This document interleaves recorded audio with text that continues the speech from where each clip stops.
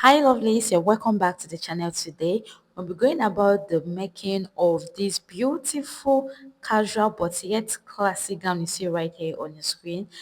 It can be worn to birthday parties, it can be worn to wedding reception.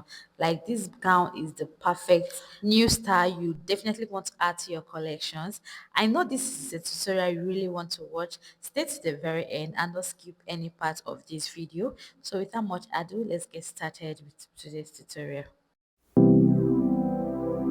So to recreate this exact style of dress, you'll be needing a lining, you'll be needing your fabric, and you'll also be needing a hard net. So I'm using this black lining you can see right here, and it's about 2 yards.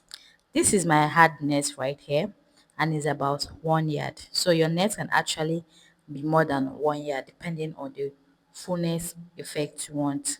Now here's my fabric, which is a chiffon fabric and is not stretchy at all. This I have right here is a drafted half scale basic bodice pattern, which I already drafted out behind the camera. From the top part of this my paper, I left the quarter of an inch, then I marked my shoulder line. From my shoulder line, I got my chest line, my bust point, my underbust, and my half length. Then under my half length, I added extra 4 inches right there. I also got my nipple to nipple point and I wrote that straight line. And I added a sewing allowance of 1.5 inches. So my nipple to nipple point, I didn't create that. It's just going to serve as my guide. Now for my neck width, I marked 3 inches.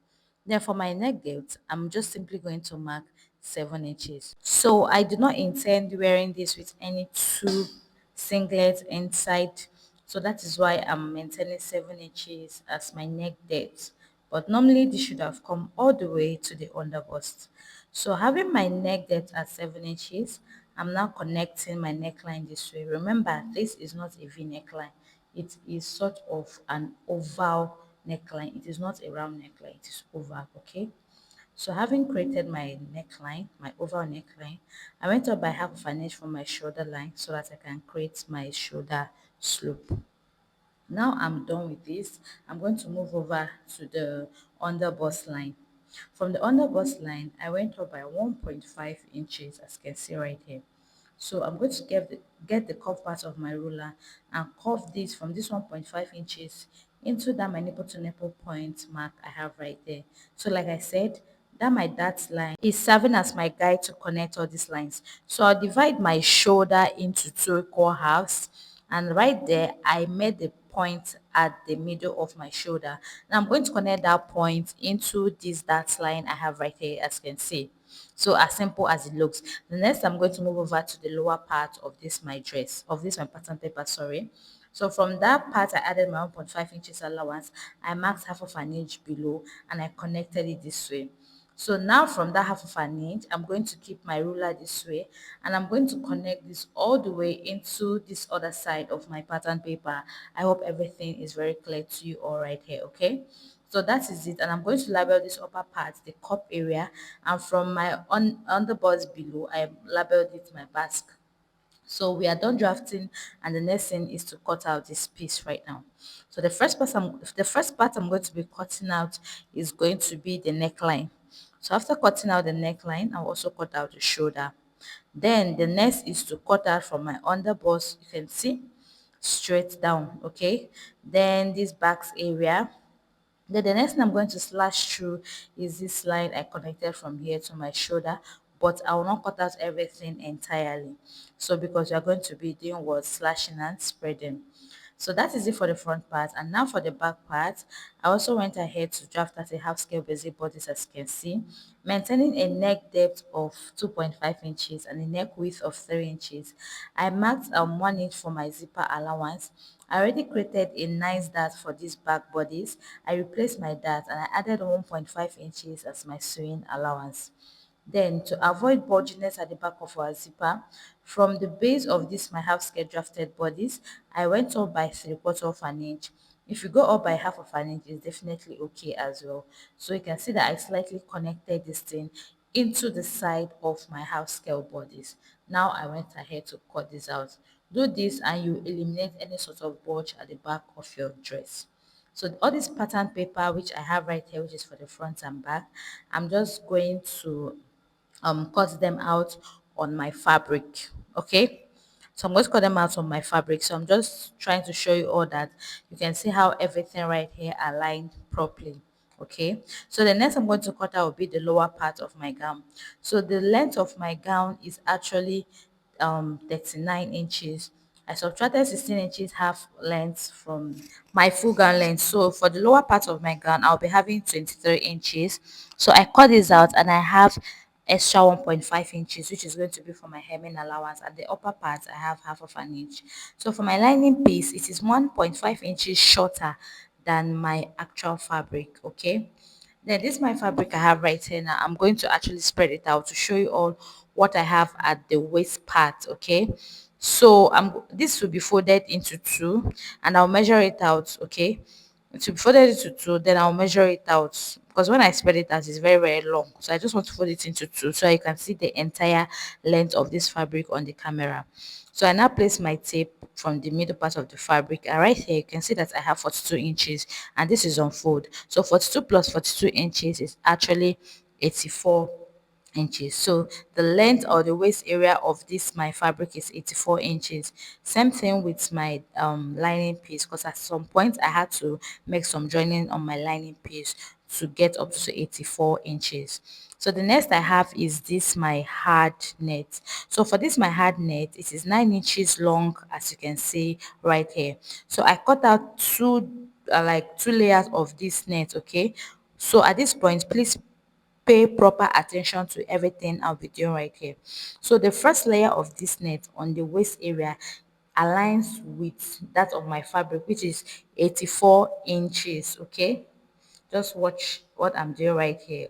If your net is not enough, please kindly go on ahead to add extra to that. So the first measurement I have was 60 and the second one I have here is 23. So when you add it together, you see what we have. Then the second layer of this my net is actually times 3 of this first waist area of my net. Just watch what I'm doing so you don't get confused.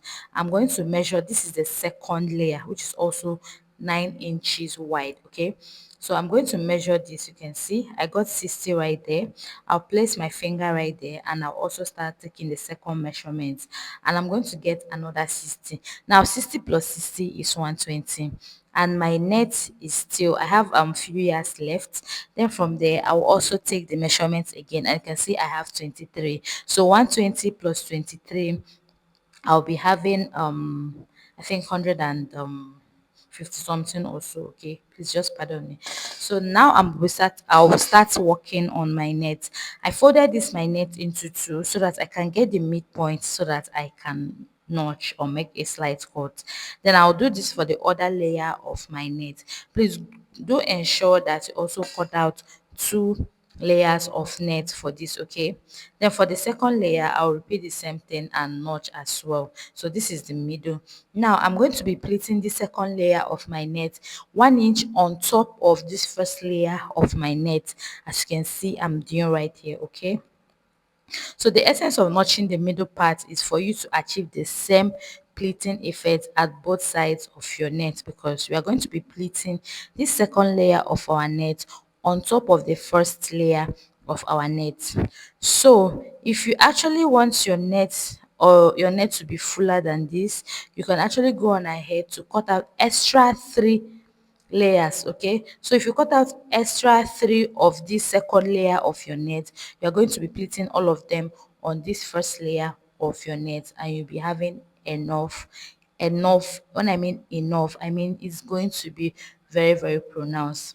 So you can see what I'm doing right here. I'm simply going ahead now to pleat this second layer of my net directly on top of the second layer of my net, just this way. I hope you're not confused at all and you understand everything that I'm doing right here.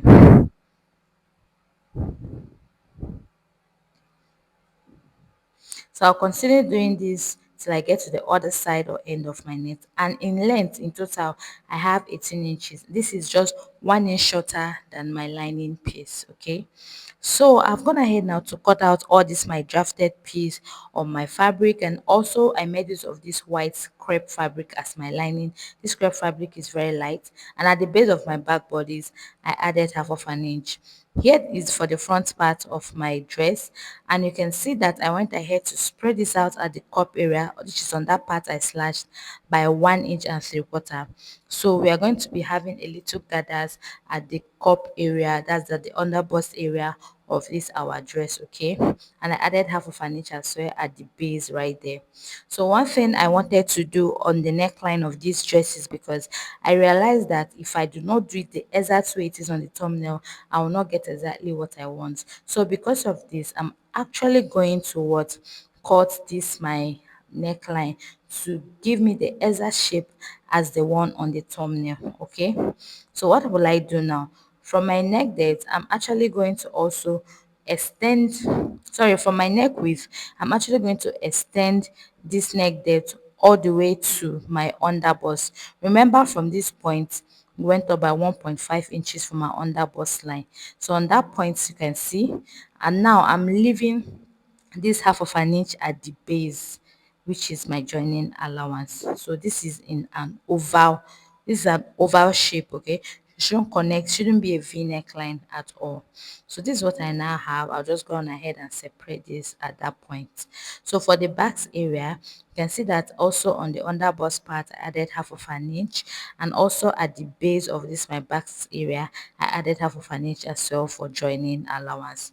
So in the second part of the tutorial, I'm going to be showing you all how to go about the neatest and the simplest way you can go about the sewing of this beautiful gown. Thank you all so much for watching. I really do appreciate. I'll see you next time on the same channel, definitely at the second part of this tutorial. Don't forget to hit that subscribe button. Have a lovely time ahead of you all. Bye.